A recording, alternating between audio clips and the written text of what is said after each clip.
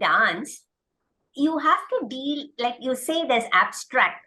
I mean, you have an abstract idea and you'll have to bring it to a granularity level for normal people to understand what your art is. And how do you work in this gray? I mean, there is abstract is like gray area for most people when we look at it. Now, how do you work your brain or mind to bring that abstract to a certain level? Because even in organizations, when you see a lot of people are working where there is no clarity on many things. I mean, it comes as a, I don't know why I'm doing what I'm doing. I've just been asked to do it. So that connection, how can the normal world learn about how an artist brings abstract to, some level of form, shape, etc.?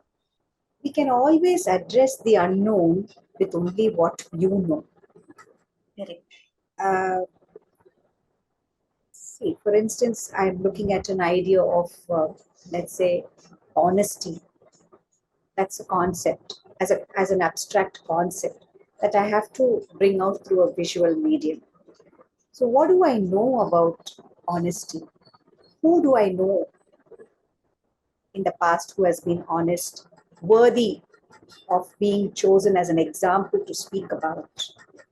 In what period of time? Did they exist only then? Do they not exist now? All of these questions will come when you think of that concept. Correct. As an art form, immediately you will draw parallels from various periods of time and look at who were people worth emulating and who were worthy of that particular principle, honesty, who can be emulated. So that itself gives you a known factor. From that abstract, you get a concrete known person who imbibes that quality. So at a quality, it's just like a symbol. And then you quantify it by finding the parallel in a person or in an episode or perhaps in an entire storyline itself.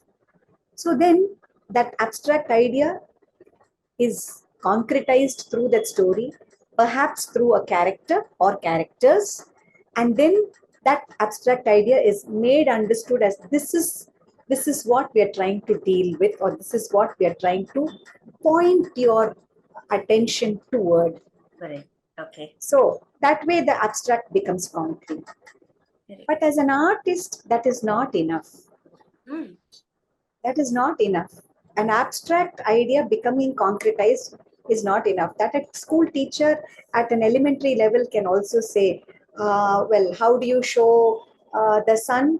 You feel the heat and then you show it through a mirror or through some other apparatus and say, this is the sun. But beyond that, you have to glorify it. There's a poetic glorification of that.